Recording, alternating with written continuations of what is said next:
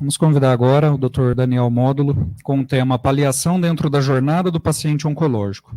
Médico oncologista do nosso Centro do Câncer SECAM, aqui em Piracicaba, especialista em oncologia clínica pela Sociedade Brasileira de Oncologia Clínica, tem formação em residência médica em oncologia clínica e médico pela HCFMRP, da USP. Graduado em medicina pela Universidade Federal de Pelotas. Dr. Daniel, seja bem-vindo.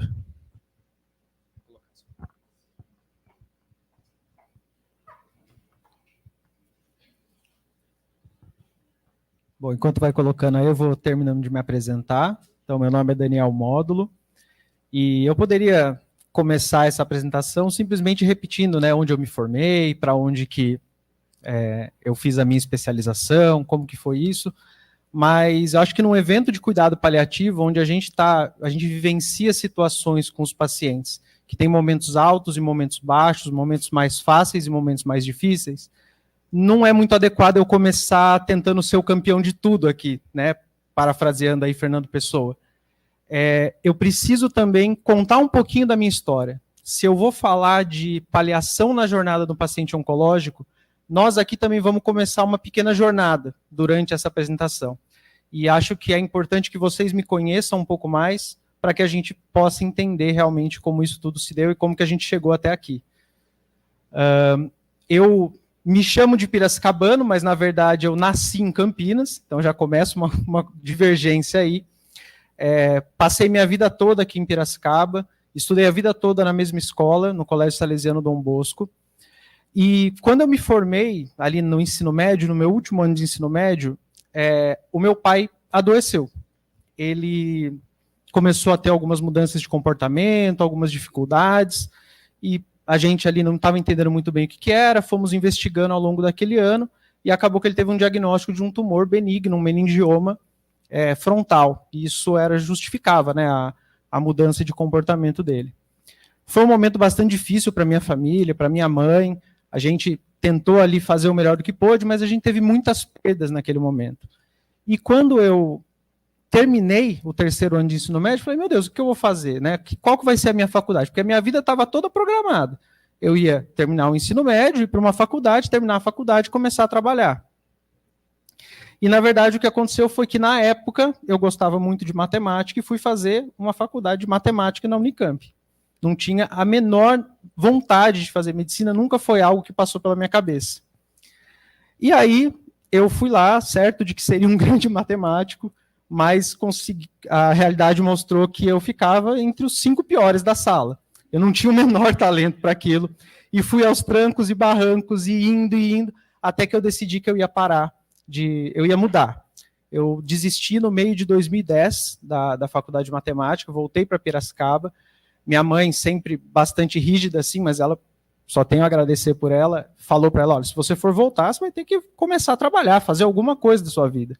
Por sorte, eu tinha aprendido inglês, na época eu dei aula de inglês, eu fazia cursinho de manhã, de tarde eu fazia monitoria de matemática, para não precisar pagar o cursinho que eu fazia de manhã, e de noite eu dava aula no CCAA. E aí eu prestei o Enem, no final de 2010. E o Enem a gente presta uma prova, né? Depois que a gente vai escolher para onde que a gente vai. E acabou que, por conta da educação que eu tive lá no Colégio Dom Bosco também, eu escrevia muito bem, né? Sempre gostei de escrever e gostei de ler. Acabei tirando uma nota muito boa na redação e fui fazer medicina, sem saber o que era, sem nunca ter tido um médico na família, assim, basicamente sem ter a menor noção do que eu estava fazendo. Fiz medicina, durante o meu trajeto na medicina eu conheci professores que me orientaram muito e que me deram o gás que eu preciso, inclusive vocês vão conhecer um deles, que eu fiz questão de colocar na apresentação. Terminei a medicina, falei, bom, agora eu vou fazer residência. Prestei as provas de residência junto com meus amigos, estudamos muito. Prestei, fiquei na lista de espera de todas elas. E eu queria vir para São Paulo, eu não prestei nenhuma prova no Rio Grande do Sul, que foi onde eu fiz a minha graduação, na Universidade Federal de Pelotas.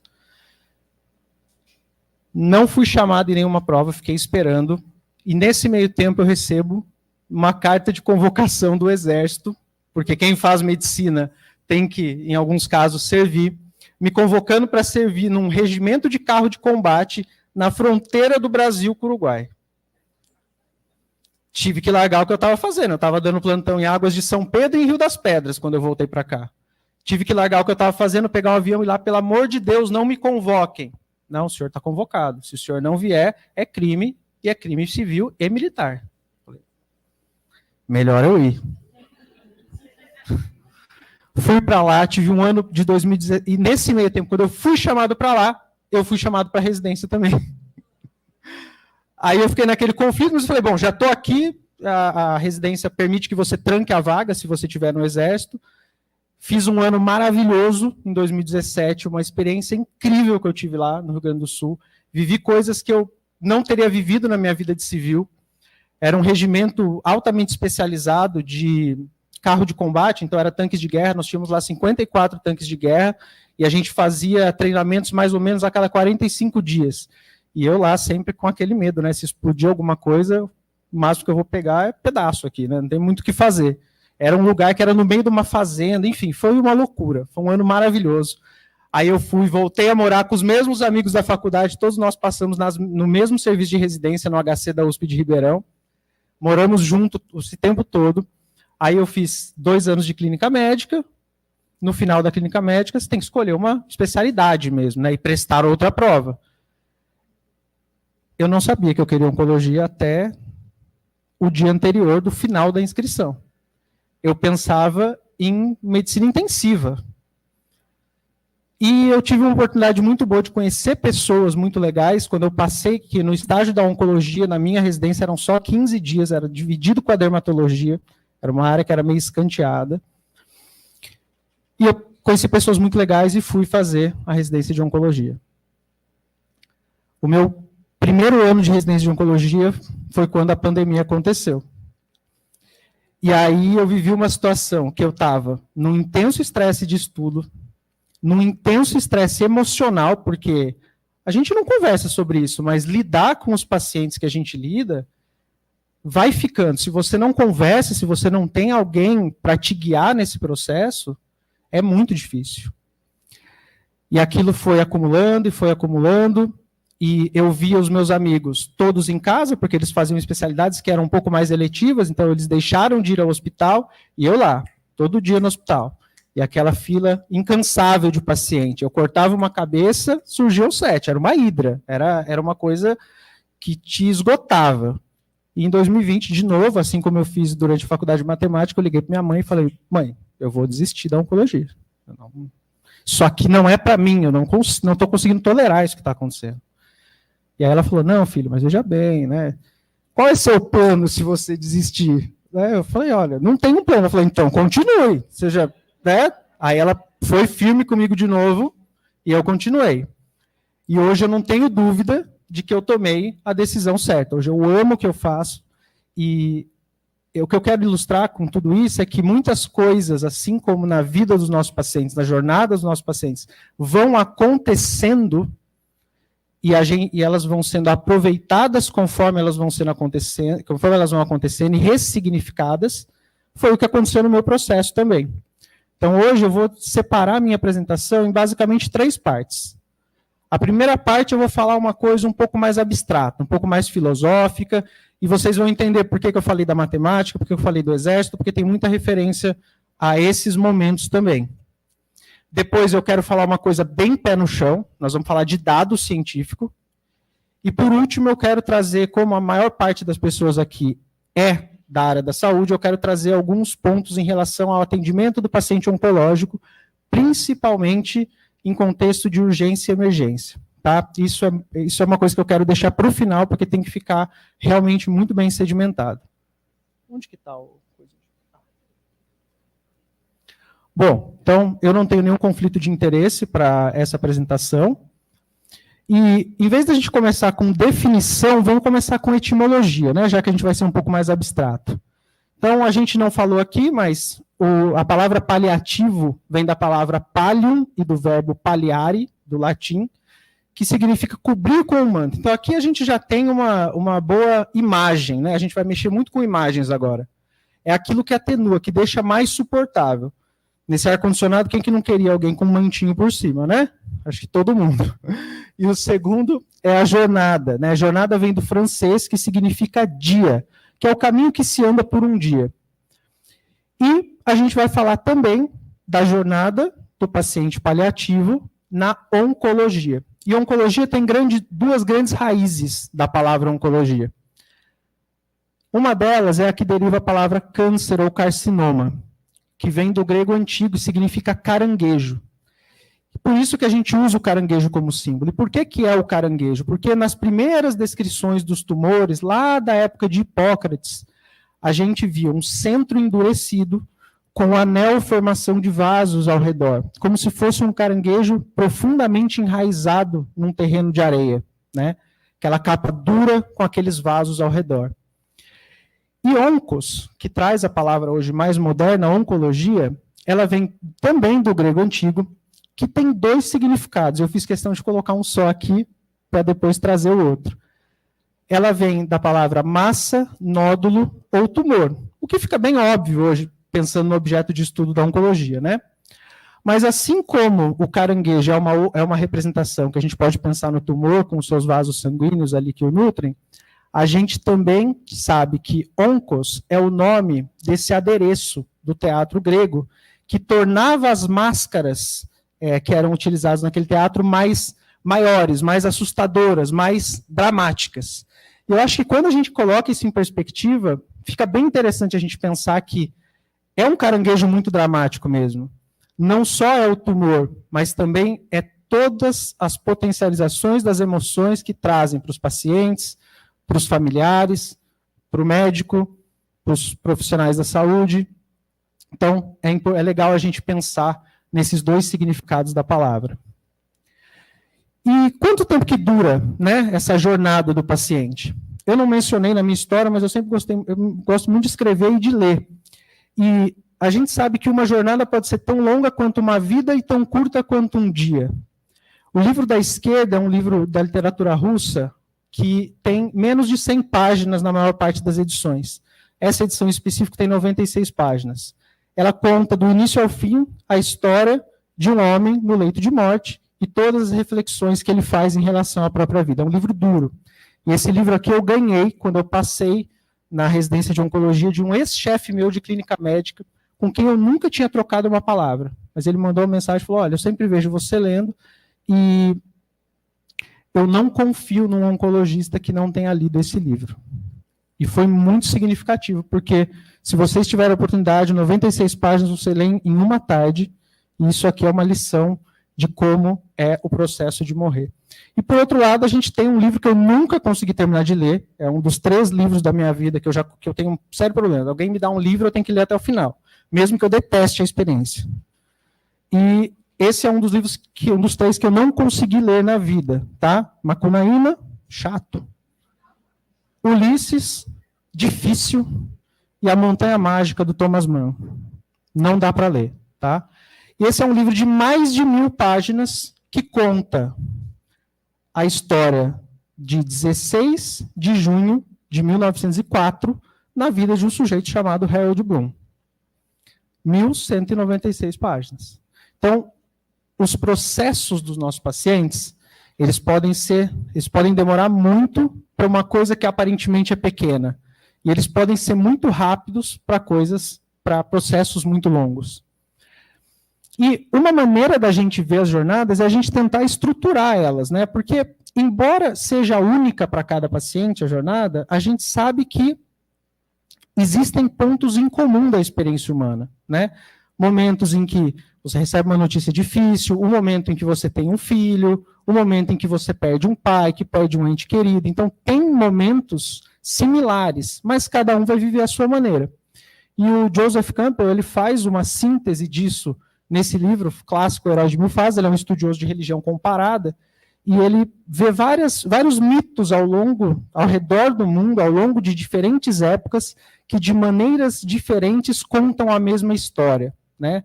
O que depois, Jung, um tempo depois, acabou consolidando como o arquétipo do herói, o arquétipo fundamental da vida humana. Então, o que a gente está diante, quando a gente passa com o paciente, é uma estrutura de ponto e processo, né? A gente vai tentar simplificar essa complexidade toda da vivência humana com uma estrutura de ponto e processo. Então, o paciente vai receber o diagnóstico, ele vai ter aquele tempo para lidar com aquela informação, culpa, porque muitos cânceres estão associados a hábitos que a gente tem, né?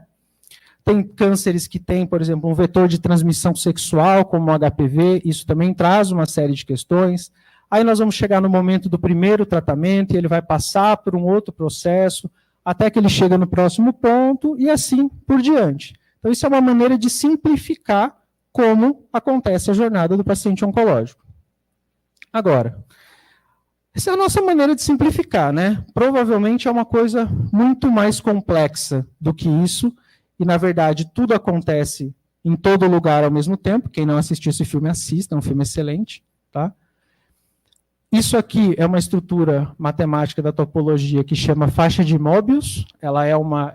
Todo mundo pode fazer pegando uma fita de papel e unindo as duas partes depois de dar uma torcidinha.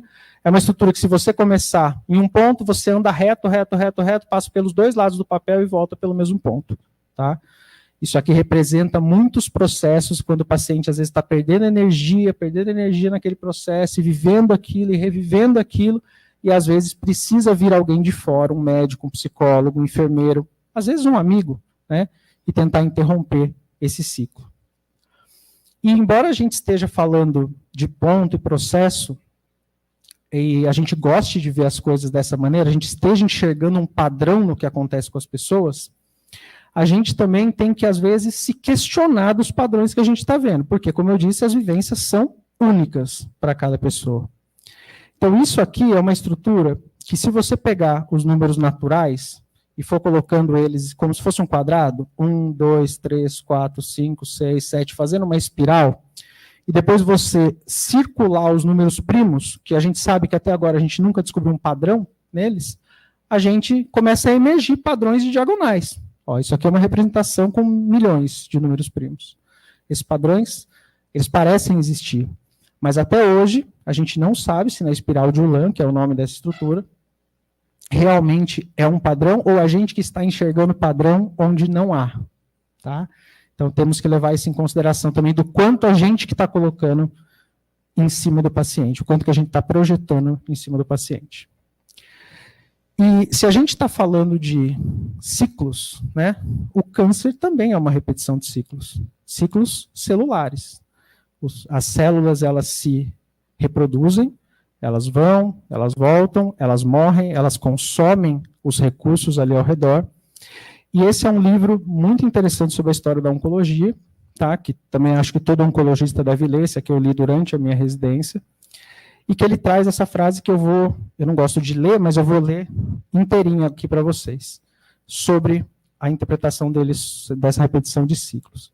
Então, que um mecanismo aparentemente simples, o crescimento celular sem barreiras, possa estar no âmago dessa doença grotesca e multifacetada, é uma prova do insondável poder do crescimento celular.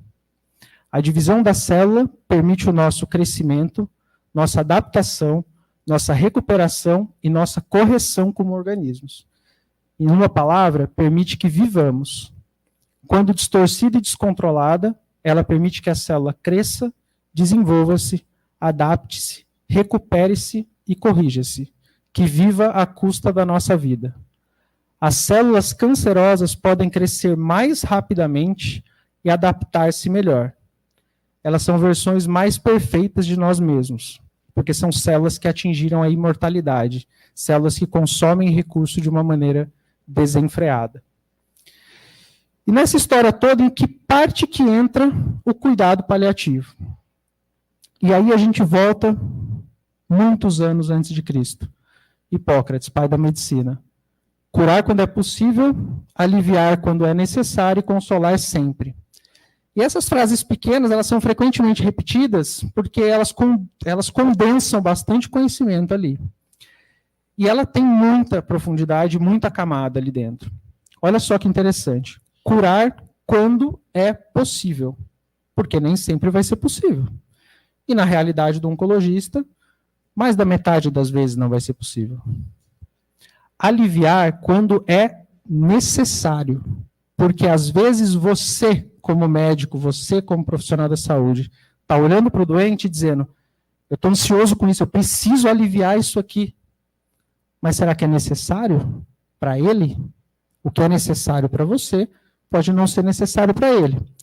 E lembrar que o princípio básico da medicina não é fazer o bem pelo paciente, é não fazer o mal. Então, a gente tem que sempre ir atrás disso, não fazer o mal. E consolar, esse sim, sempre.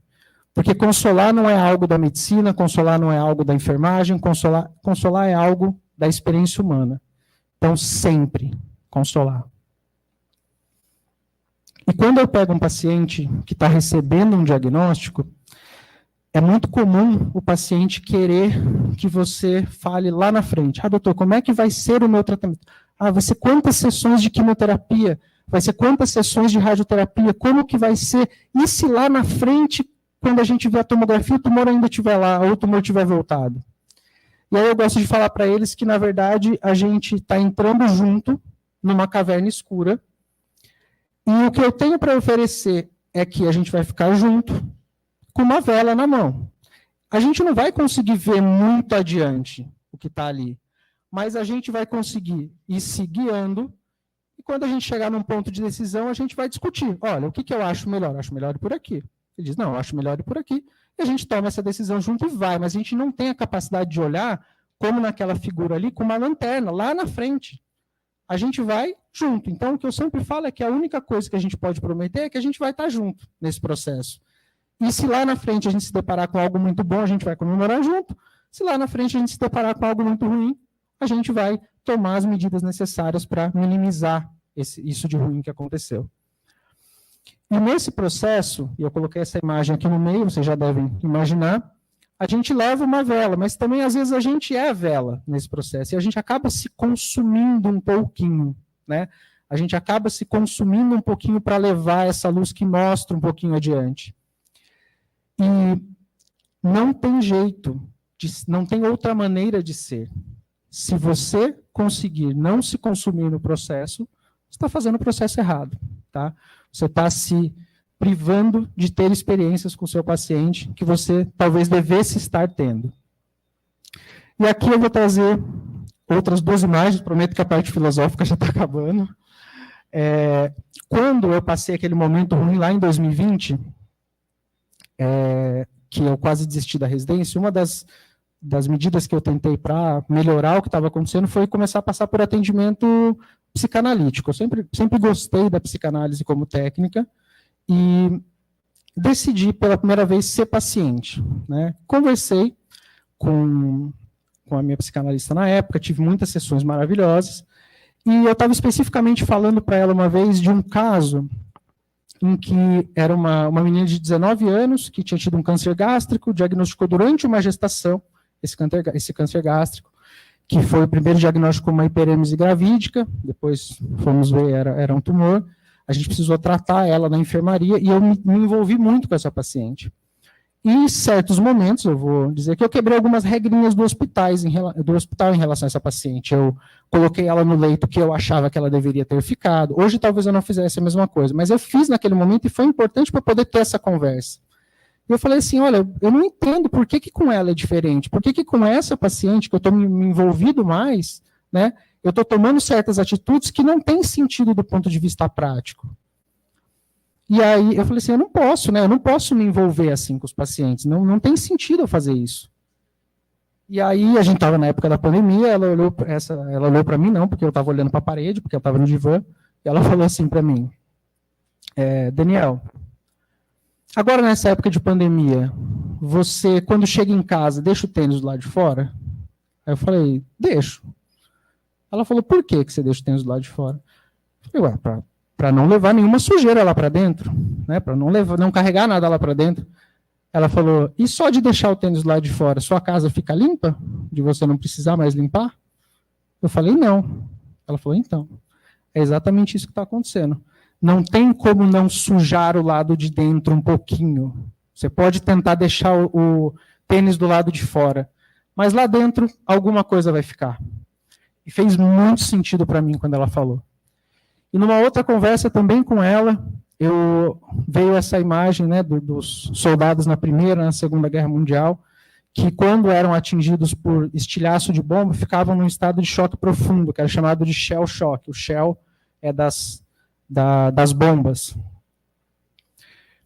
E ela me fez perceber também que talvez quem veja a gente morrer como a gente vê sejam só soldados em tempo de guerra. E que não é natural para o ser humano conviver o tempo todo com gente falecendo, com gente morrendo. E isso traz um peso para dentro. E é nesses momentos em que a gente vai discutir isso aqui que isso se torna mais leve, porque a gente percebe que todo mundo tem os mesmos problemas, as mesmas dificuldades com a morte, com o adoecimento. Então, essas duas imagens eu fiz questão de trazer também. E qual que é o desafio, então, dessa filosofia toda na clínica? É a gente conseguir integrar tudo isso, todos esses conceitos que parecem meio soltos aí, de uma maneira consciente, uma maneira sistemática.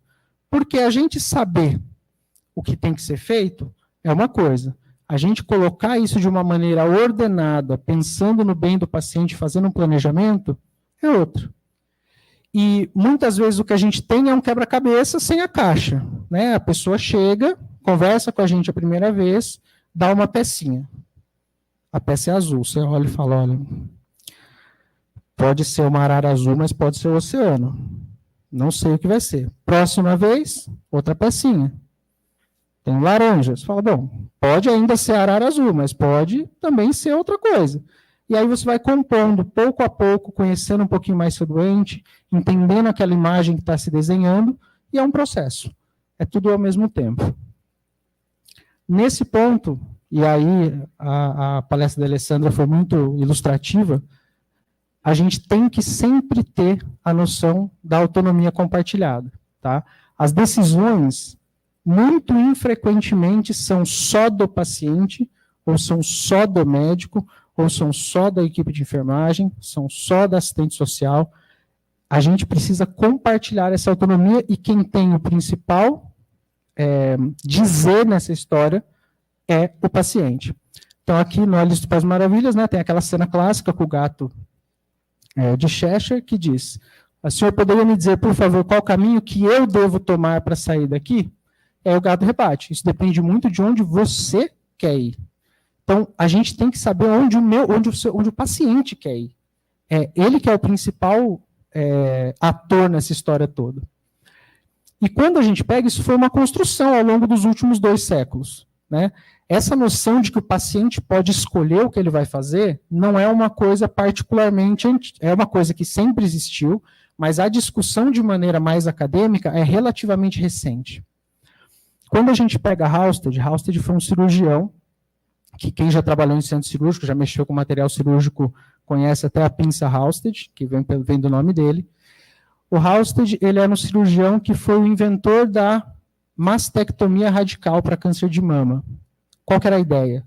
Quanto mais eu conseguir ressecar dessa paciente, quanto mais eu conseguir tirar o mal pela raiz, radix, por isso cirurgia radical, melhor vai ser o prognóstico dessa doente. E aí a gente viu um período ali, entre o final do século XIX e início do século XX, que as ressecções eram extensíssimas, à revelia da vontade da paciente. Tumor pequeno, vamos tirar tudo que for possível. Hoje, o nosso entendimento é outro, quanto mais conservadora a cirurgia, melhor. E o Halsted, mesmo na época que não existia essa discussão sobre a autonomia da paciente, ele já escrevia nas suas anotações. Por exemplo, a paciente era uma mulher jovem, que eu detestei desfigurar. Ele escreveu com genuína preocupação ao descrever uma operação que se estendeu até o pescoço realizada em 1890. Então, existe uma questão que ele já pensava nisso.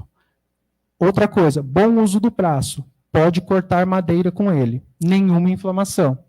Já mostra a preocupação de que esse homem, provavelmente, tinha necessidade do uso do braço para que ele pudesse manter a atividade econômica dele. Então, foi uma anotação que levou em consideração aquilo que o paciente disse. Casada, 4 filhos, escreveu à margem de outro relato. Então, essa preocupação ela existiu, ela só não era sistematizada. Por isso que eu vou falar tanto de sistematização do cuidado. Uma coisa que eu achei que até fosse ser comentada aqui antes, mas que acabou não sendo, então que bom que meu slide acabou vindo aí como uma novidade, né?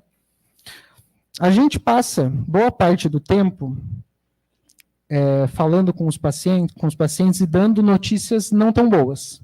A gente tem que falar sobre o diagnóstico, tem que falar sobre um tratamento que não funcionou, tem que falar sobre uma doença que infelizmente acabou voltando. E embora a gente fale bastante de humanização, fale bastante de entender o outro, existe uma maneira da gente transformar isso em uma técnica, sistematizar, tá? Para que a gente consiga promover um cuidado mais homogêneo. A ideia não é promover o mesmo cuidado para todo mundo, isso não faz sentido. A ideia é promover um grau de qualidade no cuidado. E aqui a gente tem uma possibilidade que é o protocolo Spikes. Então, coloquei essa frase aqui do Shakespeare que diz, embora seja loucura, existe método, né? Que é basicamente uma loucura, isso que a gente faz todos os dias, mas tem método. E que toda vez que a gente for dar uma má notícia para um paciente ou para alguém, isso vale para a vida, tá? Quem ainda não teve contato com o protocolo Spikes, isso aqui é uma dica para a vida. Eu tenho uma amiga que é paliativista formada na HC de Ribeirão que terminou um namoro com isso aqui. Então, ou seja, tem outros usos, tá? Primeira coisa, colocar o paciente num lugar confortável, paciente ou namorado, no caso, num lugar confortável, sentado de preferência, né, para que a pessoa consiga ter um relaxamento ali. Pedir para a pessoa, primeiro para ela dizer o que ela está entendendo de tudo isso, né, o que ela está achando, né, o que ela está entendendo da doença que ela tem ou do que está passando com o familiar dela? Qual que é a percepção dela? Depois fazer um convite para essa pessoa para receber mais informações, para entender um pouco melhor sobre o que está acontecendo. Em seguida, e aí sim entra o papel técnico, né, fornecer informações claras em um nível de fala que o seu interlocutor consiga entender. Nem sempre a gente vai conseguir usar as mesmas palavras, os mesmos termos, com diferentes tipos de pacientes. O SUS, o U é único, né? É para todo mundo. E nós temos gente de todo tipo dentro do SUS, desde gente muito bem educada até gente com mais dificuldade, com mais carência socioeconômica. Então a gente precisa tentar trazer esse conhecimento de uma maneira que eles entendam, porque é frequente que as pessoas, ao receber informações médicas e técnicas, elas não se sintam confortáveis para questionar, olha, eu não entendi isso, o que é isso? O que é uma sonda nasointeral? Para a gente é muito natural. O que é uma sonda vesical? Para a gente é muito natural. O paciente não tem a menor ideia, né? O familiar não tem a menor ideia do que é. Depois de você dar a informação, você tem que ser capaz de lidar com as emoções que vão vir dela. E no final, depois que você oferecer esse acolhimento emocional, tentar sumarizar, né? Tentar resumir tudo isso que foi falado. Então, esse aqui é um modelinho interessante. Quem não conhece, sugiro que busque, porque vai ajudar bastante. E isso, apesar de ser uma sistematização, é algo que, desde a minha faculdade, um daqueles professores que me influenciou muito já dizia. Ele dizia para a gente, porque ele era um professor de emergência, dava as aulas de ACLS, ressuscitação cardiopulmonar, e ele dizia, não basta dizer a coisa certa, tem o jeito certo de dizer a coisa certa. Ele tinha muitas frases de efeito, né? Uma delas era essa, eu não me esqueço jamais. E outra que eu deveria ter colocado aqui também, mas que eu não coloquei, foi uma chefe minha na residência, que no primeiro dia que a gente passou no ambulatório, uma chefe da cirurgia do câncer de cabeça e pescoço, no primeiro dia colocou para a gente alinhar e dizer, olha, como que se avalia uma traqueostomia, como que se palpa linfonodo no pescoço, ela tentou alinhar para o ambulatório dela, e ela disse assim, gente, aqui no nosso ambulatório vocês vão pegar pacientes que têm tratamento, que vão promover uma cura, e pacientes muitos que não vão promover cura. E vai ter muitos pacientes em que você não vai ter um tratamento que vai modificar essa doença. Não vai ter uma quimioterapia para dar, uma radioterapia para dar. E a partir de hoje vocês são oncologistas. Vocês nunca vão dizer que não tem mais o que fazer. Sempre tem o que fazer. Às vezes, não é tratar o câncer. Muitas vezes não é tratar o câncer. Mas tratar aquilo que o câncer está trazendo de ruim, aquilo que está trazendo de ansiedade para o meu paciente. Então, sempre há o que fazer. Às vezes, o que fazer é colocar um travesseiro debaixo do pescoço do paciente, que não é uma medicação, não é algo que precisa de nenhum tipo de especialização para fazer. Então, sempre tem o que fazer. A gente sempre pode tentar melhorar o cuidado. Bom, vamos sair das nuvens um pouquinho agora, voltar aqui para o chão, pé no chão, tá? Eu queria discutir com vocês um pouco de evidência científica em relação ao cuidado paliativo. E aqui, embora todo mundo seja da área de saúde, né, a maior parte, Eu imagino que são formações diferentes, né? Deve ter gente, deve ter nutricionista, deve ter enfermeiro, técnico de enfermagem. Então, eu vou tentar voltar um pouco para falar sobre ciência, porque dentro da oncologia clínica, a gente tem o privilégio de ter muito dado, tá? Existe muito interesse da indústria farmacêutica, por exemplo, em gerar dados para a gente. Então, a gente tem dados de muito boa qualidade. Então, faz parte da formação do oncologista clínico saber analisar um estudo científico, saber se é um estudo de boa qualidade, qual que foi o desfecho, como que é a parte estatística, faz parte da nossa formação. E isso eu não posso nem dizer da formação médica em geral, acho que a formação oncológica ela é específica nesse caso, especial nesse caso. Então, eu vou falar alguns conceitos para vocês, porque a gente vai ver 2 estudos adiante, para que fique um pouco mais claro, tá? Bom, primeiro, toda vez que a gente faz um estudo científico, o que a gente está querendo mostrar? Que um efeito existe, tá? Que o efeito da intervenção existe. Então, a gente tem que eliminar o efeito placebo, por exemplo. Né? A gente tem que dar para uma parcela da população certa intervenção e para outra parcela da população não dar essa intervenção. E analisar preferencialmente de uma maneira cega, ou seja, sem o paciente saber o que ele está recebendo, sem o médico saber o que ele está dando, para evitar viés. Por exemplo, se eu estou dando uma medicação nova para tratar um câncer, melhor, vou mudar, para tratar uma dor, tá? E eu administro o paciente, eu sei quem está recebendo a medicação e quem está recebendo o placebo, o que pode acontecer? Pode acontecer de eu chegar e falar assim, olha, e aí, melhorou sua dor? Ah, doutor, melhorou. Mas melhorou mesmo? Melhorou bastante? Ah, melhorou bastante. Ah, doutor, não sei, doutor. Não, mas como que tá? Tá melhor do que ontem? Tá melhor. Não, então tá melhor. Pronto, anota aqui, já tem um dado que já não é tão verdadeiro, né? E a ciência tem que ter reprodutibilidade, ou seja, quando eu faço um estudo científico, em geral, admite-se que existe uma probabilidade de até 5% daquele efeito que eu estou observando, isso muda de acordo com a análise estatística, mas via de regra, quem já leu o estudo científico viu lá, P é menor do que 0,05. Existe uma probabilidade de até 5% de que esse efeito que a gente está observando não seja um efeito real, seja um efeito dado pela casa. Isso é o que a gente costuma usar de linha de corte. Significa, então, que se eu fizer um estudo e tiver um resultado positivo, eu posso estar nesse 1 em 20, que não é o resultado real. Então, eu preciso fazer 2, preciso fazer 3, 4, 5, e se todos eles forem confirmando sistematicamente aquilo que eu demonstrei no meu primeiro, isso se torna uma evidência científica mais robusta. A gente tem que tomar cuidado também com a maneira como os dados são representados nos estudos. Às vezes a gente pensa que tem um efeito muito grande, uma medicação, uma intervenção, e na verdade é só uma questão de escala. Esses 2 gráficos são exatamente o mesmo gráfico, tá? Esses 2 gráficos também são exatamente o mesmo gráfico, é só uma maneira de representar eles diferente. Então aqui parece que tem um efeito muito maior, aqui parece que tem uma diferença muito maior, quando na verdade, se você usar uma escala, a escala certa, esse efeito desaparece. E aí nós vamos falar sobre 2 estudos. Um estudo que é assim, lindo do ponto de vista do cuidado paliativo, que é esse estudo do Tunnell de 2010, foi publicado no New England em 2010, né? Randomizado, unicêntrico e não cego. Poxa, mas você não acabou de falar que é melhor estudo cego? Mas tem estudo que não dá para cegar, né, gente? Como é que você vai cegar uma intervenção de cuidado paliativo? Não tem como. Tem como você fazer uma intervenção como um placebo, que é uma pílula que não tem princípio ativo. Quem entrou nesse estudo? Pacientes com câncer de pulmão não pequenas células, um diagnóstico novo, nas últimas 8 semanas, que tinham ECOG 0 ou 1, ECOG é uma escala de funcionalidade, quanto menor o número, melhor é o paciente, tá? Que já não estivessem sendo seguidos por um paliativista, porque a ideia é justamente ver se colocar o paliativista na jogada no início faria diferença para esse paciente. O desfecho primário era a qualidade de vida relatada pelo paciente, pela variação da linha de base até a semana 12, ou seja, a gente media no momento de randomização esse paciente, 12 semanas depois, a gente media novamente para ver se tinha diferença significativa.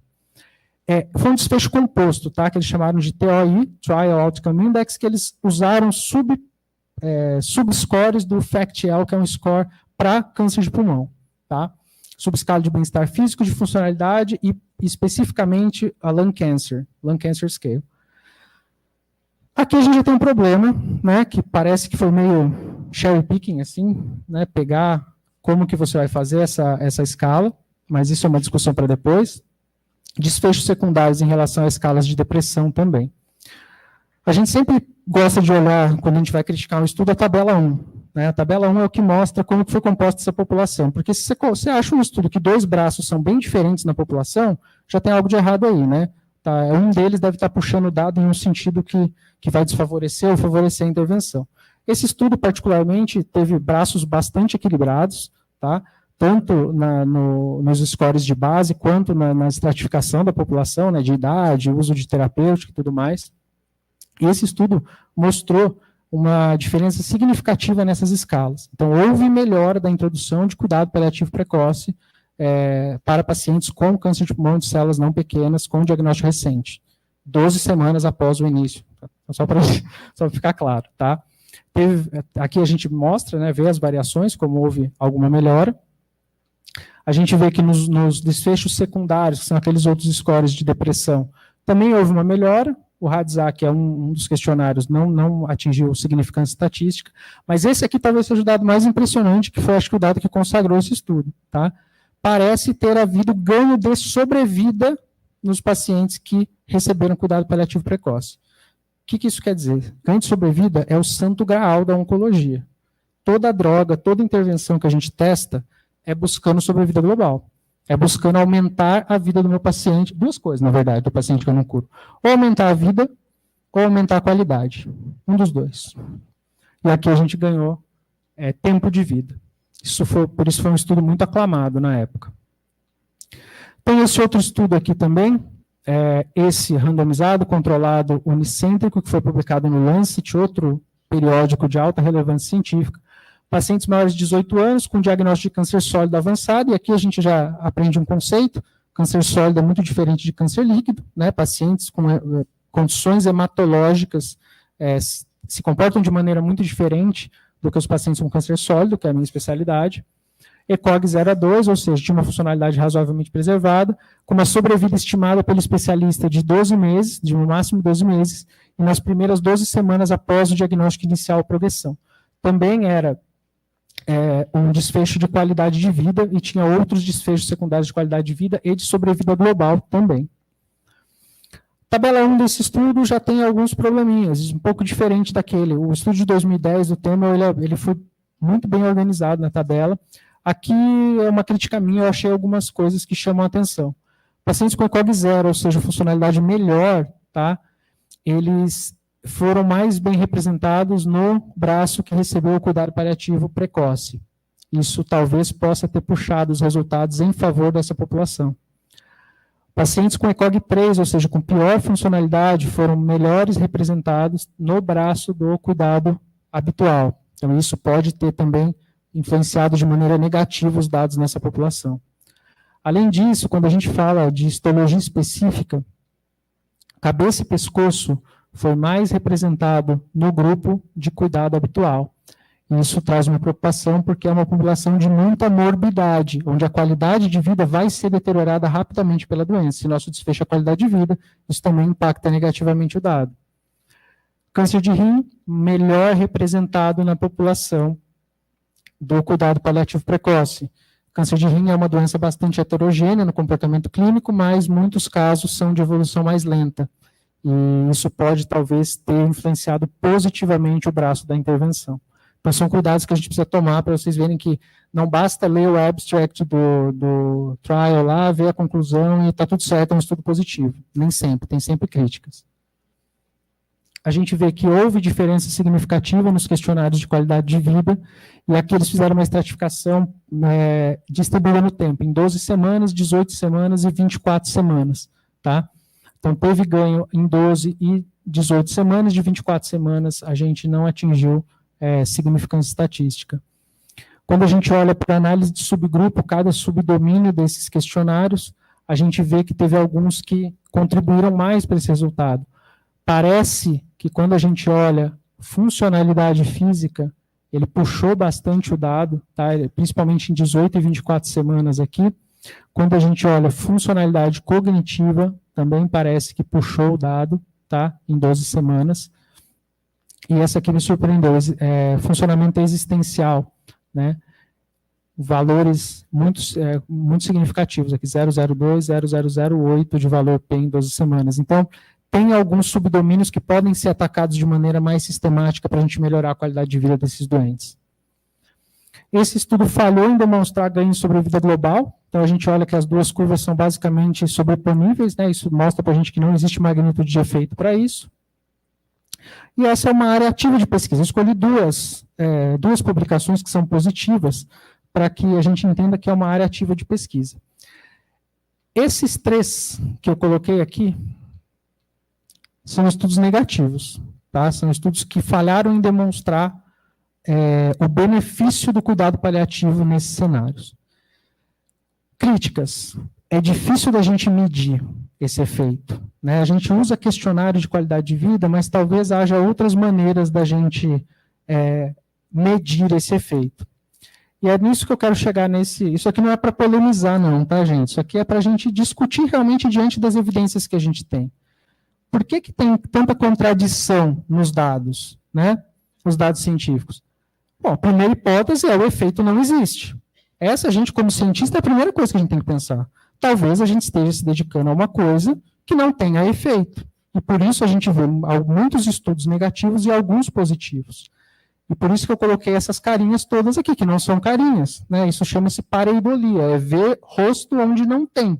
E nós, como seres humanos, nós somos grandes detectores de padrões. E a gente, às vezes, está vendo um padrão que nem na espiral, lá que eu falei antes, que talvez não seja um padrão verdadeiro, a gente só esteja visualizando ele. Não é a explicação que, particularmente, eu acredito que seja verdadeira. Segundo, o efeito existe, mas ele é pequeno demais para ser observado com um estudo desse tamanho. A gente viu um estudo maior que eu mostrei ali, tinha 100 e poucos pacientes. Às vezes, a gente está falando de uma intervenção que melhora os pacientes, mas que eu preciso de um número necessário para tratar, talvez um pouco maior. E como é uma intervenção que basicamente não causa dano para o paciente, ela se justifica, tá? Por exemplo, todo mundo conhece alguém que toma AS para prevenir infarto, certo? Prevenção secundária de infarto. É um estudo feito com dezenas de milhares de pessoas. Porque para a gente detectar um efeito da magnitude que é o AS na prevenção secundária, eu preciso de dezenas de milhares de pessoas. Talvez esses estudos ainda sejam muito pequenos para a gente ver esse efeito. E mesmo assim a gente já está conseguindo ver em subpopulações específicas. Então, é algo que anima a gente. Terceiro, o efeito existe, mas as nossas maneiras de medir esse efeito não são adequadas ainda. A gente falou de aplicação de questionário. A aplicação de questionário tem bastante viés, né? A gente tenta reduzir o viés porque tem que ser autorrelatado pelo paciente, no momento onde não tenha ninguém aplicando de fato nele, mas a gente sabe que existe viés. O simples fato de você colocar o paciente em um estudo clínico, onde você não consegue cegá-lo da intervenção, já pode mudar esse resultado de uma maneira significativa. E, por fim, essa é uma explicação interessante também. Como a gente já falou de psicanálise, né? Talvez a gente esteja falando de um efeito subjetivo demais para ser medido com o método científico. E talvez por isso a gente precise lançar mão de outro método de análise. Você está falando de um estudo de antropologia, não tem sentido, por exemplo, você falar em método científico, como eu estou falando para vocês. Um grupo recebe, outro grupo não recebe. Não tem sentido. Existem outros métodos de se investigarem os fenômenos. Agora, talvez o que traga mais certeza para a gente, mais confiança do ponto de vista estatístico, seja o método científico. O que não quer dizer que ele é o único. E o que não quer dizer também que, porque a gente não observa com ele, tudo que ele gera de dado, a gente tem que colocar no lixo e buscar outro jeito de validar o que a gente quer. É um equilíbrio, né? Então eu queria trazer essa reflexão, porque me chamou a atenção quando eu comecei a fazer a revisão dos artigos para essa apresentação. E por último, já apareceu Einstein uma vez, apareceu a segunda agora. Esse é Einstein com Kurt Gödel. O Kurt Gödel foi um matemático, tá, que tinha uma relação pessoal com Einstein, e não sei se alguém é nerd a esse ponto, mas se for, já ouviu falar. Existe um teorema chamado Teorema da Incompletude, que é um teorema que Gödel formulou, em que ele demonstrou de maneira lógica que existem proposições na matemática que são verdadeiras, mas dentro das regras da matemática nós não conseguimos prová-las. Existem, por exemplo, existe uma conjectura que, deixa eu me lembrar o nome agora, acho que é conjectura de Collatz, conjectura de Goldbach. Conjectura de Goldbach diz: todo par maior que 2 é a soma de 2 primos. Parece ser verdadeiro. A gente já testou com força bruta até milhões acima. E sempre a gente acha. Só que a gente não tem uma prova dessa proposição. Outra proposição interessante que dá para explicar até para uma criança é que se você, vou dar 2 regras. Pega qualquer número, se for par, você divide por 2. Se for ímpar, você multiplica por 3 e soma 1. E aí você continua fazendo isso. Deu um par, você divide por 2. Você vai fazer isso, esse processo vai reduzir essa sequência sempre para a sequência. 4, 2, 1. Porque se for 4, você divide por 2, dá 2. Divide por 2, dá 1. 1 você multiplica por 3, soma 1, dá 4. E aí vai cair num loop infinito. Pode pegar qualquer número, isso vai acontecer. A gente já testou também números astronômicos. E a gente não tem certeza se isso é verdade. Então, talvez a gente esteja também diante de um... Isso aqui é uma comparação meio espura que eu estou fazendo, mas talvez a gente esteja diante de um método que não é suficiente para provar o efeito que a gente quer, porque a gente está falando de subjetividade. E se é o sujeito a medida, é um efeito difícil de medir mesmo. E a gente deve parar porque a gente tem essas evidências negativas? Não, porque a ausência de evidência não é evidência de ausência. A gente tem alguns estudos que mostraram ali que teve benefício. Então, talvez o que a gente precisa investigar é qual é a subpopulação que melhor se beneficia. Que momento que eu devo entrar com essas intervenções? É mais cedo? Menos cedo? A gente ainda não tem essas respostas. Mas, como eu disse antes, como é uma coisa básica, como são intervenções basicamente inócuas, ainda vale a pena, e porque no dia a dia esse efeito parece existir. Quando a gente vê, e o começo de uma hipótese é isso, é o efeito parecer existir. Depois a gente usa os métodos que a gente tem para investigar. E o que a gente já pode fazer? Bom, tratar sintoma, né? Escutativa, William Osler, o maior clínico de todos os tempos, médico canadense, disse: se você escutar o suficiente, o paciente vai dizer o diagnóstico. E é verdade, tá? Se você escutar, o paciente vai dizer exatamente o que está acontecendo e você vai saber exatamente o que fazer. Analgesia, a gente pode usar escalas, como já foi mencionado, combinações de drogas, então, lembrar que é sistemática a analgesia, que ela tem a base, que são os adjuvantes, que a gente tem analgésicos fracos, analgésicos moderados, analgésicos fortes, e que a gente pode combinar eles de maneiras diferentes. E existem também métodos não farmacológicos, como foi conversado já na manhã de hoje. De espinéia, a gente pode fornecer oxigênio para conforto para o paciente, fornecer morfina para evitar a sensação de falta de ar. E o sofrimento psíquico, ouvindo o doente, como a escutativa, apoio psicológico profissionalizado, né? É muito diferente a maneira como o médico aborda e como um psicólogo aborda, por exemplo. E abordagem farmacológica, caso isso tenha se tornado uma doença clinicamente evidente. O que importa, quando a gente vai fazer clínica desses pacientes, é sistematizar. Não é sair conversando, né? A anamnese é um tipo de conversa, mas ela é uma conversa guiada por um objetivo. Se você está fazendo a sua anamnese somente como um bate-papo, ela está errada. Mas se você está conduzindo também como uma aplicação de um questionário, ela também está errada. É algo nesse meio. O que eu quero que vocês levem para casa hoje? A jornada dos pacientes oncológicos tem pontos em comum para diferentes doentes e, ao mesmo tempo, é único para cada um, aquilo que eu falei no começo. A caminhada ela é compartilhada entre o doente e os cuidadores, inclusive os profissionais, nós.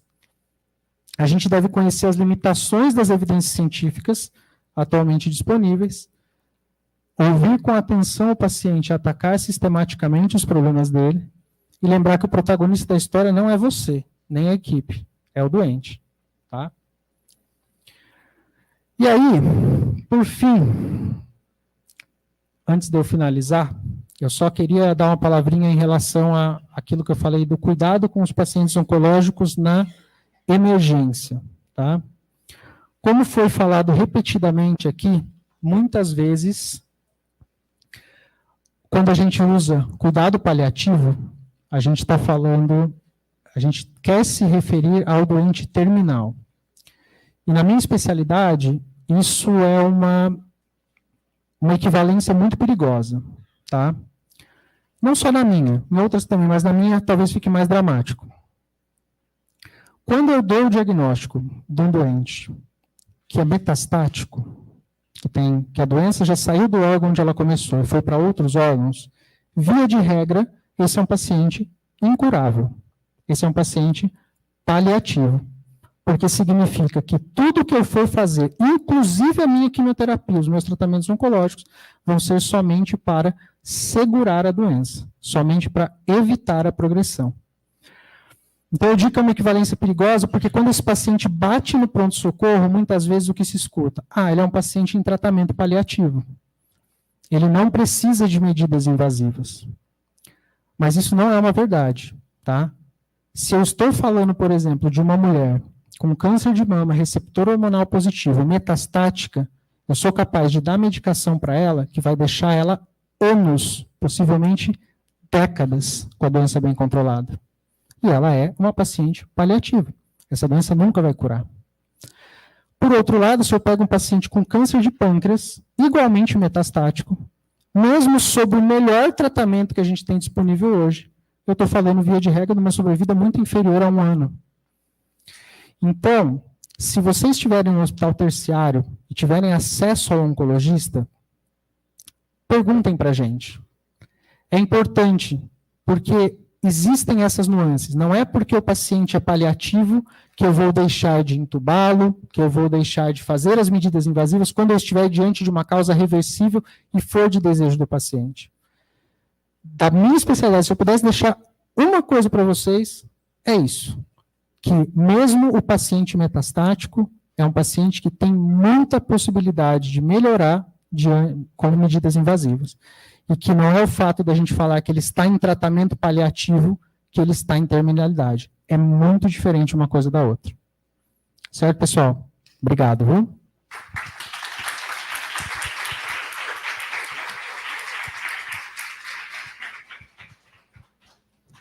Muito obrigado, Daniel. Excelente apresentação. Quero convidar agora a professora Alessandra e o Daniel para compor a mesa, por favor. E agora é a hora das perguntas, onde nós começamos.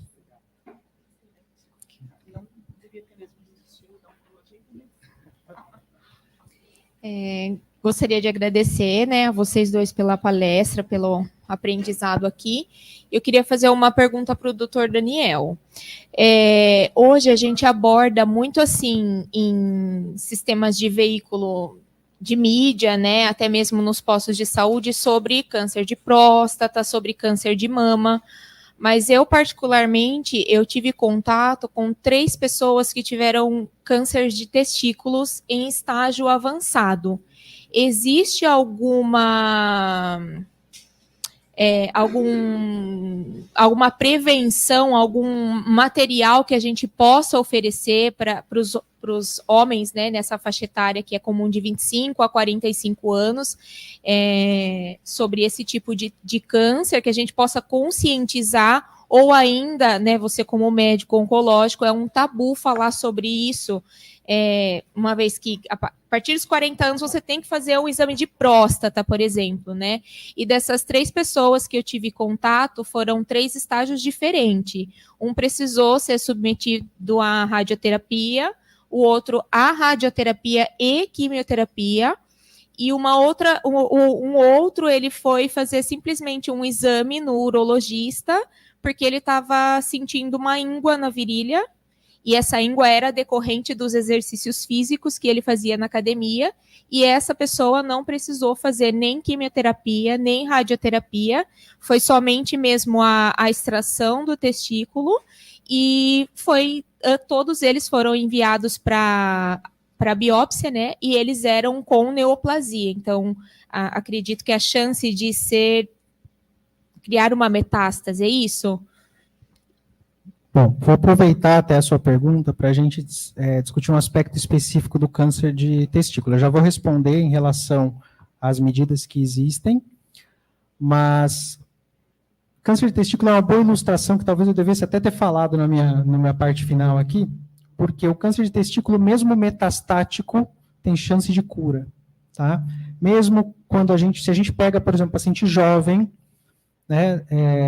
com entrou no pronto-socorro, ninguém sabe o que está acontecendo, entubou, fez uma imagem de tórax, tapado de metástase, dos 2 lados do pulmão, tá? Palpa linfonodo, tem linfonodo, palpa testículo grande, pétreo, tá?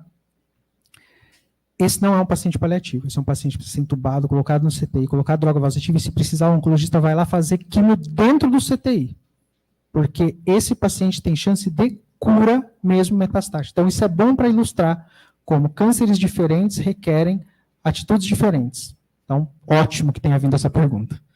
Segunda questão, pela questão da incidência, ou seja, quantidade de casos novos diagnosticados no ano, não existe nenhum rastreamento específico para câncer de testículo, tá? O que a gente deve estimular, mais ou menos a maneira que a gente estimula durante o Outubro Rosa, que nós estamos agora, inclusive, né? Em relação ao câncer de testículo, é que o homem conheça a estrutura do seu testículo da mesma maneira como a mulher deve conhecer a estrutura das mamas, tá? Saber se está aumentando de tamanho, se está endurecido, se não está, porque via de regra, muitas vezes nem doer dói, tá? Na maioria das vezes não dói. Então, acho que se a gente pudesse dar algum recado, é mais nesse sentido, de estimular o autoconhecimento em relação ao corpo, mas não existe nenhum tipo de rastreamento populacional indicado hoje, nem por sociedade brasileira, nem por sociedade internacional. Mais alguém?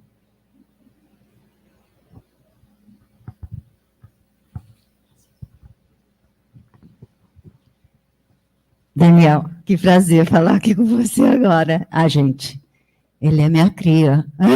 Ele estudou no Dom Bosco, eu fui coordenadora dele do 6º ao 9º ano, então é muita alegria, muita satisfação de ver onde ele chegou.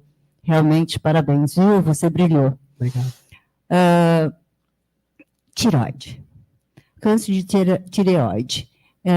Se diz que é um câncer que é curável e que não precisa de tantos procedimentos, químio. É real isso mesmo? Ele é muito diferenciado de outros tipos de câncer? Via de regra Toda vez que eu vou responder, eu adoro usar essa expressão, via de regra, tá? Porque quando a gente está falando de câncer, a gente está falando de um espectro de doenças, mesmo dentro de uma mesma histologia. Então, a gente sempre vai ter aquele câncer que ele é tão bonzinho que ele é melhor do que a gente esperava, vamos dizer assim, e a gente também vai ter na outra ponta aquele que, mesmo num cenário muito favorável, ainda apresenta um alto grau de agressividade. Quando a gente fala de câncer de tireoide, essa polarização ela fica muito clara. O tipo mais comum de câncer de tireoide, ele geralmente tem essa característica mesmo, mais indolente, muitas vezes ele é tratado com terapia local, iodoterapia em casos mais graves, existe sempre a possibilidade de você dar uma segunda dose, existem tratamentos mesmo no cenário, mesmo num paciente metastático, ele costuma ter uma evolução mais indolente, tá? Então é uma verdade isso que você está dizendo.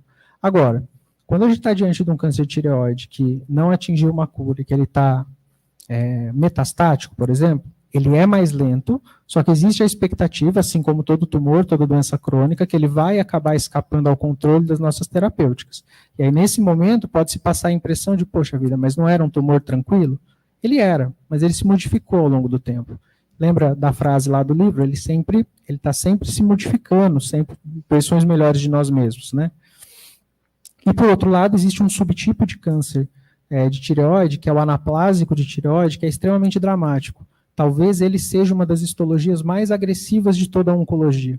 É um tumor que, quando a gente vê, o tempo de duplicação celular é muito rápido, questão de dias o paciente evolui, às vezes, para uma necessidade de uma traqueostomia para garantir via aérea.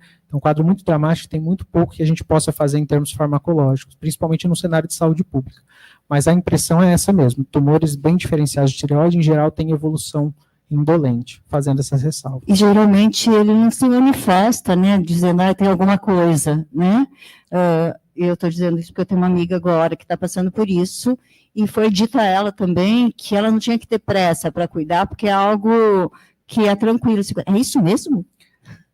Eu vou responder com uma frase. É um tumor tão tranquilo que é o endócrino que cuida. Entendi. Então não precisa muitas vezes nem por cirurgia. Não, passa por cirurgia, mas eu digo o endócrino cuida no sentido assim, não passa nem pelo oncologista clínico, muitas vezes os casos iniciais. geralmente fica reservado mais aos casos metastáticos, mesmo que são a exceção. Obrigada, viu? Boa tarde. Sou Laís, residente de clínica médica aqui da Santa Casa e já estagiei junto com o Daniel no SECAM. Agradecer primeiramente, né? Aprendi muito. E eu gostaria, algo que eu vivi e que nós residentes vivemos, né? É esse paciente que está em finitude de vida, que interna e que gostaria ali de seus desejos atendidos. Porém, num pronto atendimento, se esse paciente ainda não está definido se ele é realmente cuidados paliativos exclusivos, no qual ele não quer, é o desejo dele, não ser entubado, não progredir com medidas invasivas. E, por fim, acaba que o médico tem essa atitude, naquele momento de agonia de todos, dos familiares, do paciente e do médico assistente, ter essa atitude. Como seguir dali para frente? Você já passou por isso? Algum paciente seu? Deixa eu ver se eu entendi. Então, é um paciente que não está em cuidado paliativo exclusivo, ele está. Não. Não, o paciente está definido. E ele não quer o procedimento. Ele não quer assim, quando ele estava... Ele não quer enquanto ele estava bem. Ali estava ainda tendo um tratamento paliativo. Porém, em um momento de um desconforto respiratório, acaba que ele aceita. Entende? Entendi. Acho que é um pouco difícil da gente generalizar essa resposta, mas eu entendi o cenário que você está querendo trazer. Por que eu digo que é difícil generalizar a resposta? Porque a primeira coisa que a gente tem que saber é que, embora o câncer se some, o câncer grave, metastático, incurável, ele se some aos pontos de decisão, né, que você tem que levar em conta para tomar ou não uma decisão em relação a esse paciente, porque você tem que pensar ele no longo prazo. Tem pacientes que têm um câncer tão agressivo que não adianta você entubar ele para daqui 4 meses ele estar de volta em casa. Nesses 4 meses o câncer já evoluiu e a gente não vai ter a possibilidade de janela terapêutica. Agora, se você está diante de um paciente com câncer, mesmo com paliação definida, tá? Com um tratamento que eu não vou curar mais ele, mas que ele tem um performance relativamente bom, tá? Performance acho que vai trazer isso. Se ele tem um performance relativamente bom, e ele tem uma causa reversível, e ele deseja ser submetido, ele tenha mudado de ideia naquele momento, vamos supor, vou te dar um exemplo. Melanoma no SUS.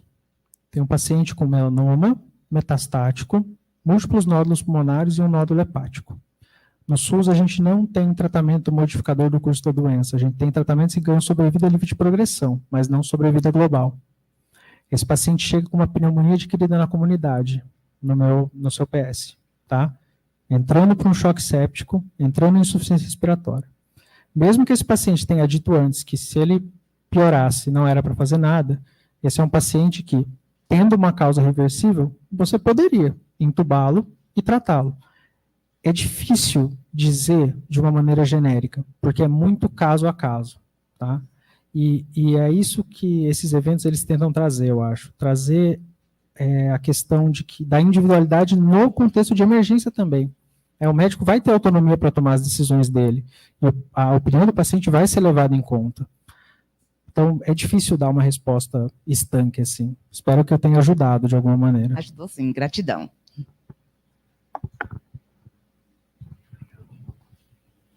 Mais alguém?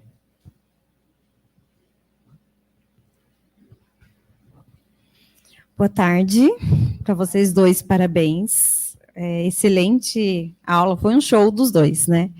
Primeiramente, Alessandra já conhece há um bom tempo, admiro muito, Daniel também tem sempre somado muito a nossa equipe de cuidados paliativos, e ter um oncologista aqui no nosso simpósio, com certeza isso foi um ganho, né? Eu acho que para a Santa Casa.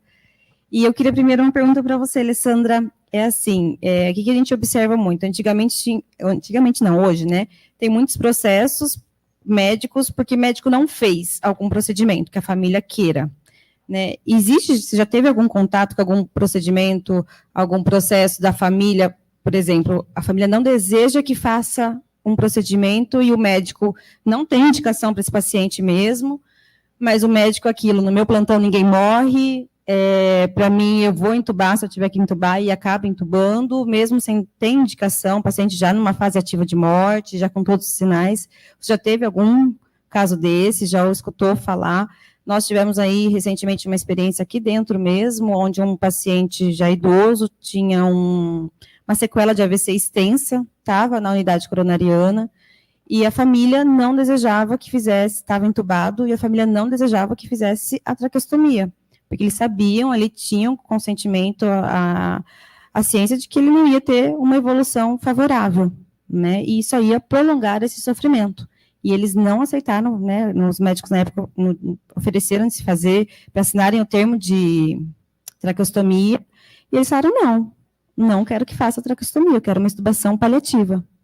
Então, acho que vem crescendo cada vez mais o conhecimento nessa área, e eu queria saber se você já teve alguma experiência disso, né, e quando me chamaram, eu concordei totalmente com a família, não tive nem argumentos, porque eles estavam corretos. Né, ali, se fizesse uma traqueostomia nele, era um prolongamento, era uma distanásia. Né, não sei se já teve esse contato, ou algum colega já vivenciou isso, porque eu acho que isso vai aumentar, porque os familiares hoje estão vindo com esse conhecimento, né, do que é benéfico e o que não vai trazer para os familiares. Obrigada, Mariana. Essa situação existe hoje, como eu falei, quando não há uma solução, né? Uma situação que não há um consenso entre o paciente já desacordado, uma situação ruim, né? A família não concorda com o médico não concorda, prevalece a questão do médico, desde que, pouco diferente do caso que você colocou, prevalece a situação dele quando não tem a maleficência para o paciente, quando é benéfico, quando a família não quer, mas ainda assim na área médica tem algum benefício para a qualidade. Nesse caso, se é só distanásia, se só vai prejudicar, prolongar de uma forma que ele não tem nenhum benefício, esse médico, se fizer isso contrariando a própria família, vai ter uma ação indenizatória. Eu, no meu escritório, não tenho, mas a jurisprudência já tem disso e o médico responde. O médico, porque ninguém pode ser submetido a tratamento que não queira, e quando ele não pode falar, é a família, né, que vai resolver.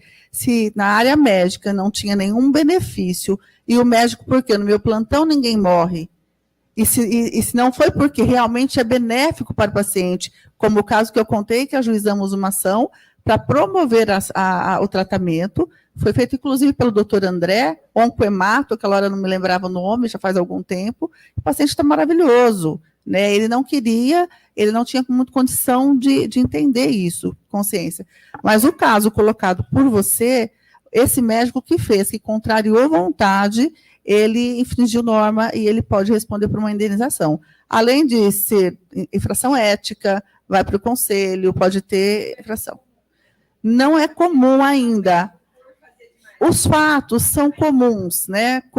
Os fatos são mais ou menos, não é tão raro, assim como você, eu também já tive questionamento do hospital que o médico quer fazer, embora não tenha um bom prognóstico, a família não queira, e ele vai fazer por uma questão de ditames da consciência, ele quer fazer por alguma, sei lá, vaidade, qualquer coisa que o valha. Existem casos concretos, mas na via judicial não muito, é raro ainda se buscar isso. Tá? Mas existe decisão já nesse sentido, mas ainda há pouco. Tá bom? Respondido? Obrigada. Quero aproveitar ainda a doutora Alessandra, uma pergunta, pedindo um esclarecimento um pouco melhor sobre tal situação onde o paciente já não responde por si e o familiar que está acompanhando não permite, por perto, proíbe a entrada ou aproximação de familiares, exemplo, irmãos, filhos, como você já fez uma introdução na aula. Essa situação ela vai ter que ser conversada, geralmente por assistente social, para entender, ou alguém, né, da gestão, para entender os motivos, se há risco, né? Se há risco, O familiar, o pai desacordado, um filho querendo visitar, não há como negar, não tem como negar. Imagina quem é aquele que está vivo, aquele filho, aquela mãe, deve deixar. Implica em risco, né, de alguma forma, porque eu já vi questionamentos de haver risco. Se tiver risco, tem que ser acompanhado por algum segurança, por alguém ficar na porta, mas tendo um paciente desacordado, e alguém quiser impedir um filho ou alguém de entrar, não vai prevalecer. O hospital tem que dar essa segurança de deixar a visita, acontecer a visita. Obrigado. Vou perguntar para o Daniel. Daniel, já tivemos o privilégio de acompanhar algumas conferências familiares na sua presença, do qual foi muito bem direcionada, de famílias extremamente difíceis, né? Famílias extremamente machucadas, com ferida aberta ali, né, sem cicatrizar, e você conseguiu contornar a situação de uma maneira muito, vou usar elegante, mas não seria essa a palavra, de uma forma muito cuidadosa. Qual seria uma dica que você daria na questão da comunicação com essa família difícil? Bom, eu vou usar um princípio que eu uso para a minha vida em geral. Eu acho que mesmo que às vezes seja o caminho mais difícil, falar a verdade abertamente, dentro das condições da pessoa de ouvir, é sempre o ideal. Então, não minimizar quando o paciente está em risco de falecer, ou quando o paciente tem uma gravidade muito grande. Não deixar de elencar as coisas que são positivas, mas sempre colocando em perspectiva com aquilo que está acontecendo na realidade. E mais importante do que você falar, é você deixar aquele familiar que é difícil falar. Porque é igual o Osler falou, se você ouvir com atenção suficiente, ele vai dar o diagnóstico, ele vai mostrar para você, olha, é aqui que está o meu problema. E aí, você tem uma abertura para trabalhar, né? Eu acredito que é isso, duas orelhas e uma boca por um motivo, né? É ouvir mais e falar menos. Perfeito, eu queria fazer mais duas perguntas. Pois não. O uso das ferramentas que a gente tem hoje no cuidados paliativos, ECOG, Karnofsky, PPS, ela é muito desusada descontinuada dentro das instituições. Você acredita que isso parte desde o princípio de falta da informação na formação desse profissional? Acredito que sim. Até porque os scores de funcionalidade, a gente trata como uma coisa que é do dia a dia do médico, mas na verdade é do dia a dia do médico que mexe com pacientes que perdem funcionalidade muito rápido. Então, por exemplo, um geriatra está sempre falando de funcionalidade, um oncologista está sempre falando de funcionalidade, mas na formação, por exemplo, de um cardiologista, que é um paciente que perde muita funcionalidade, muitas vezes a gente vai falar em escala funcional da New York Heart Association, que é o NYHA, né, o quanto que o paciente consegue executar de tarefas do dia a dia. Acho que é importante a gente trazer esse conhecimento de uma avaliação global, porque às vezes, embora o problema do cara seja o coração, globalmente ele está comprometido em muitos outros aspectos. E também porque é uma maneira objetiva, né, de avaliar. A gente até brinca, né? Como é que está o shape do paciente? O paciente está com o shape meio ruim, está com o shape bom. Mas é uma maneira de sistematizar. O Karnofsky, o ECOG, nada mais são do que um shape score. Né? A gente vai entendendo como é que é a funcionalidade dele e a gente dá uma graduação para isso. E entender se aquilo está evoluindo para um aumento do ECOG, ou uma redução do Karnofsky, né, por conseguinte, é importante para a gente entender como é que está o nível de declínio desse paciente. Mas eu acho que falta, sim, na formação. É um instrumento fácil de avaliar, é quase tão fácil quanto você dizer... É fácil de avaliar em termos, né? Porque você precisa ter um profundo conhecimento de como é que é aquele paciente no dia a dia. Mas é fácil de avaliar, não tem custo nenhum. Eu acho que falta realmente informação. Acho que esse é um dos motivos. Perfeito. E minha última pergunta, eu acho que você já respondeu anteriormente, que é lidando com a verdade. Quando o seu paciente te pergunta, doutor, eu vou morrer, como você dá essa resposta? Sabendo que sim, que ele vai. Outra vez. Depende de como eu abordei esse paciente, mas via de regra a resposta é sim. Tá? Doutor, minha doença é grave? Sim. Doutor, O senhor acha que eu tenho muito tempo de vida? Não. E aí, conforme você vai dando para esse paciente as respostas que ele está buscando, porque quem pergunta quer saber a resposta. Senão ele não perguntaria. Ele ficaria quieto, ele se omitiria. E isso, inclusive, é uma outra questão que veio trazida, né? A questão de como informar o paciente quando uma família não quer que ele seja informado.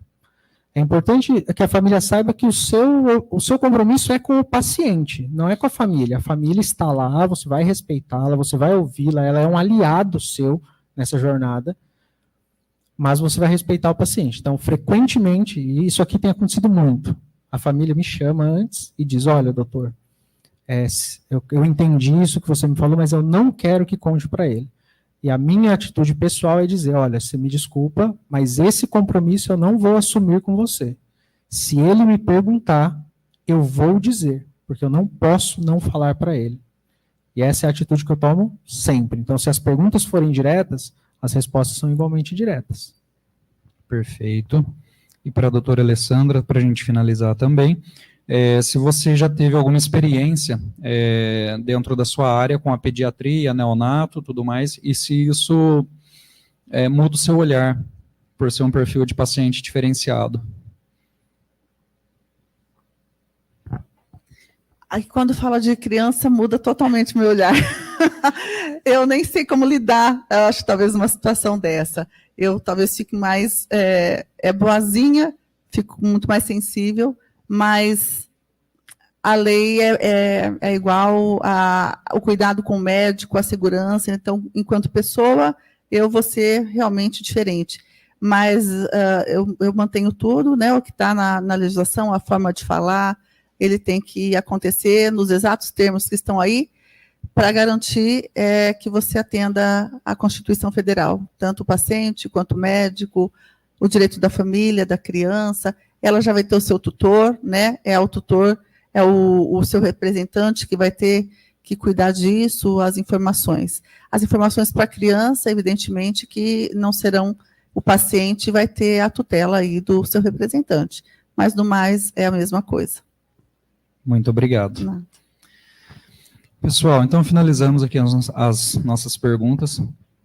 Quero convidar a nossa palestrante Marcela Tardelli também, por favor, para receber uma singela homenagem nossa, um agradecimento. Paula, Márcia e Beatriz.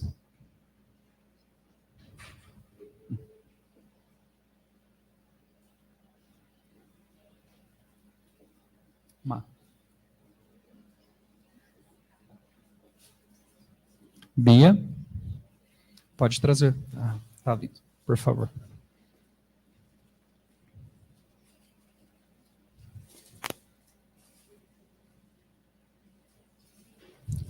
Por favor.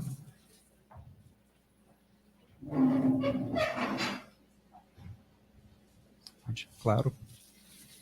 Um singelo agradecimento por essa manhã, essa tarde que nós tivemos. Vou pedir para que vocês se posicionem para a gente fazer uma foto, por favor. Fazer uma foto aqui, todo mundo. Isso. A gente vai ter que ir para frente só, por favor.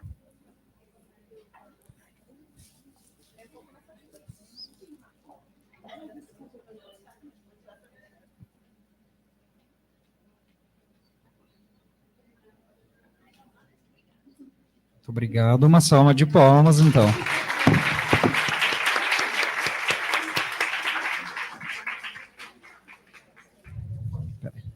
Obrigado, Daniel. Obrigado, Alessandra, Marcela. A Mara já precisou se despedir, que ia viajar até São João da Boa Vista, onde ela reside. É uma caminhada longa. Quero só fazer umas... Agora é a nossa vez. Com licença. Não está planejado. Não, Mari. Você viu só, né? Ela não é nossa vez, mas ela passa o microfone, né? Bom, gente, primeiramente, queríamos agradecer ao Devandro e à Paula. Vai lá do ladinho do Devandro. Só quem está no dia a dia sabe o quanto esses dois trabalharam para que hoje tivesse esse evento maravilhoso. E sem vocês, nada teria acontecido. Nosso muito obrigado da equipe e de toda a equipe dos funcionários do hospital, que também participaram para essa homenagem com vocês.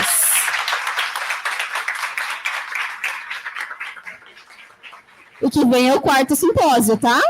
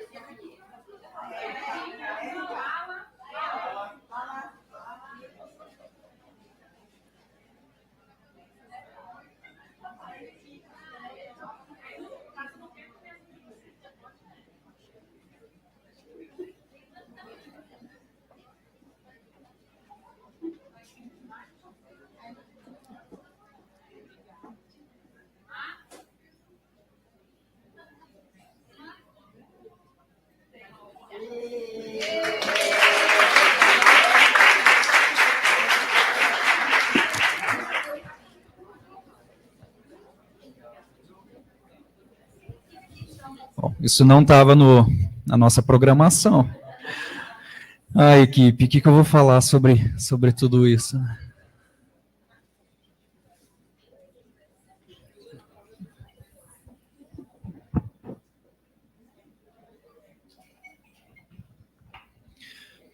Bom, pessoal, gratidão. Acho que é a única palavra que pode resumir aí esse dia, que foi muito trabalhoso para acontecer, que só aconteceu, como eu já disse, por conta dessa equipe que a gente tem de cuidados paliativos, por conta do apoio da administração, por conta dos apoiadores que nos fortalecem para que o evento aconteça.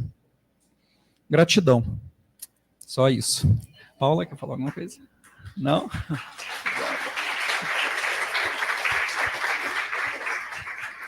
Quero só fazer algumas observações aqui que era para ter sido feita no início. Quem tiver com o carro aqui dentro do estacionamento, a gente está com um ticket de valor único do estacionamento, então retirar com a Márcia que está lá atrás. Tá? Aqui do lado, vocês viram que está tendo um stand ali com livros, aproveitem que são livros maravilhosos, tem o da Marcele lá, tá? Recomendo.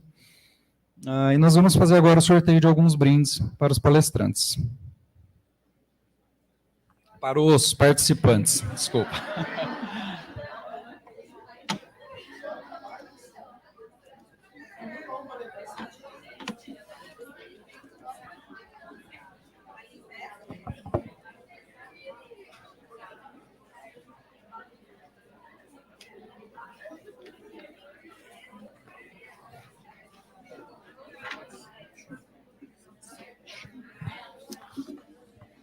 Nós tivemos, então, aqui 109 pessoas na lista, tá bom?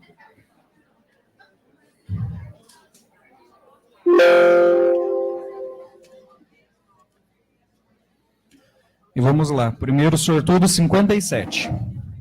Marcela Tardelli. Não foi combinado. Não está participando. Não foi combinado. 39. Guilherme de Aguiar Góes. Oh, novamente, Guilherme. Parabéns.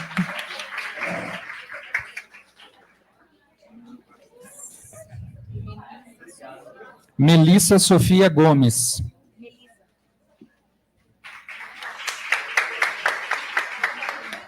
Parabéns, Melissa. 70.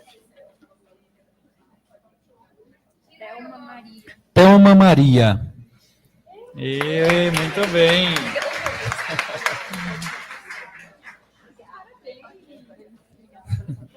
(55)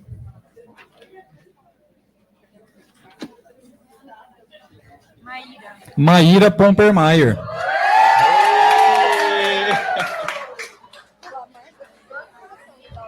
Lindo. 59. Maria Cristina da Rocha Pauli, a Cris. Já foi, né? 56. Mara Vilas Boas Carvalho também já foi. 2. Aline de Souza Brix.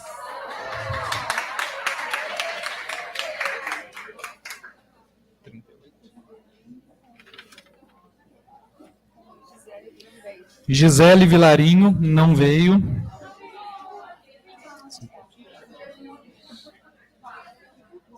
Luciana Escavassa.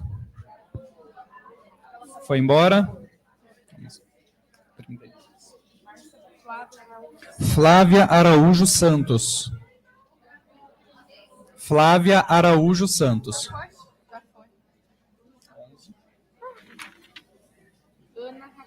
Ana Raquel Medrano. Ah, tá, ok. Pode retirar.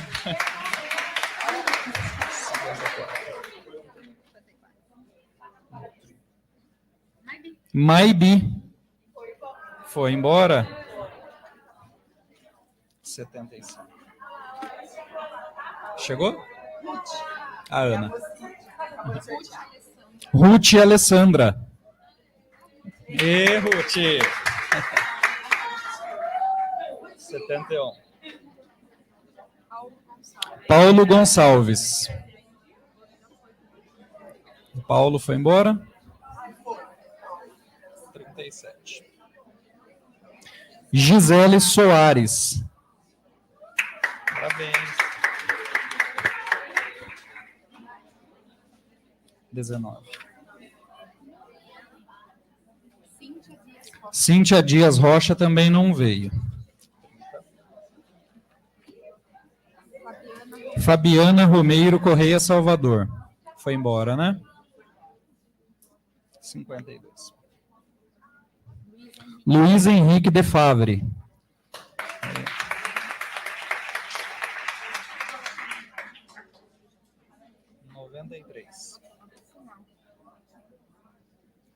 Devandro Antônio dos Reis Santos. Vamos ressortear. 100. Vou ressortear. Márcia Costa. Vamos ressortear. 36. 36. Gisele Delamares. Gaspar.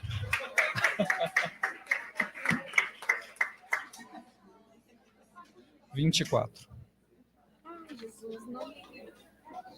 Dálcia Regina. E Dálcia. 102. Milene Leopoldino. Hemodiálise. Foi embora? 61. Maria Terezinha Carvalho. Já foi embora. 50. Liliane Lupe. Essa pessoa aqui. Vamos ressortear. 47. Laís Duarte.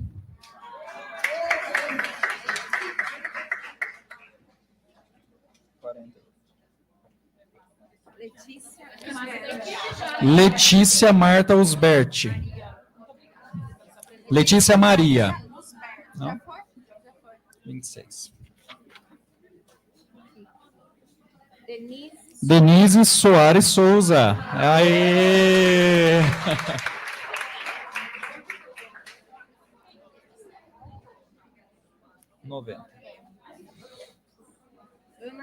Ana Beatriz Favretti. Vamos ressortear. Ah, vamos ressortear. É da equipe, tá? 98. João Orlando Pavão não está. 42.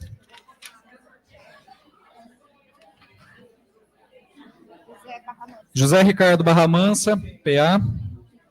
95.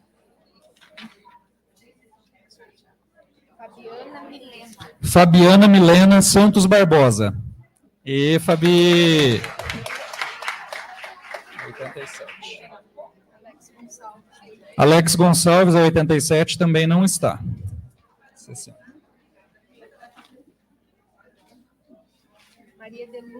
Maria de Lourdes Alcântara. Ê, Lourdinha!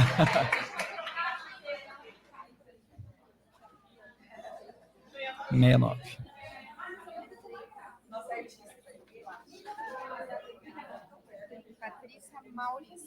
Patrícia Maures.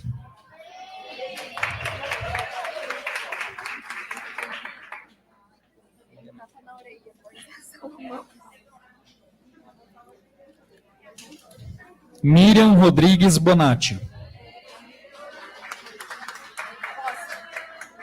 9.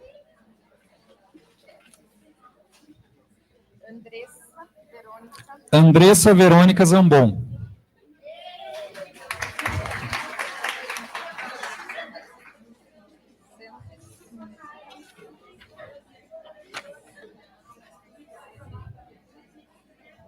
Otoniel Cavion também não está.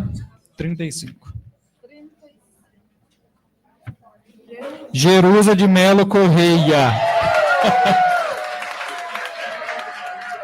Pessoa mais encrenqueira desse hospital. 18. Cássia Aparecida Simões Freitas. 29.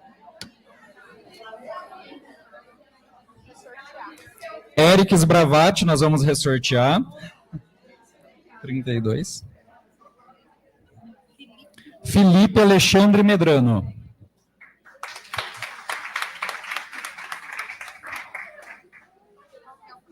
64. Milena Pessoa não veio. 8. Anderson Aparecido também não está. 92. Daniel Módulo. Vamos lá. Justo. 16.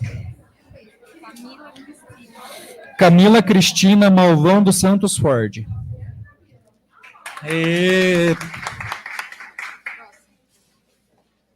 103. Não vê. Mirela M. Teixeira, tá aí? Não, né? 107. Vivian Valadares. Não está também. Simone Satolo.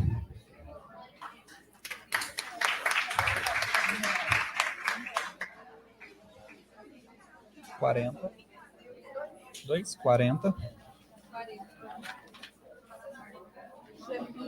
Jamílio Wendy Silva Santos.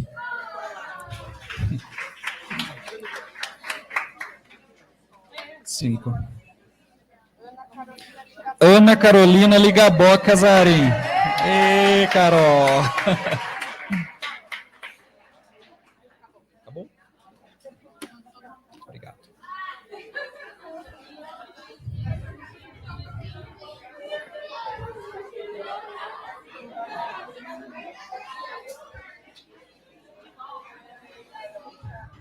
Pessoal, finalizamos então esse grandioso dia. Não teve, Cíntia. Você não ganhou uma estrelinha. Finalizamos então esse grandioso dia, tá? Com muita gratidão, com o coração cheio de paz por ter conseguido trazer um pouquinho do que a gente queria aqui para vocês. Tá? Sabemos que tem pessoas aqui que vão pegar pista, vão mandar bastante, então tem um coffee de encerramento aguardando vocês também no salão ao lado. Muito obrigado.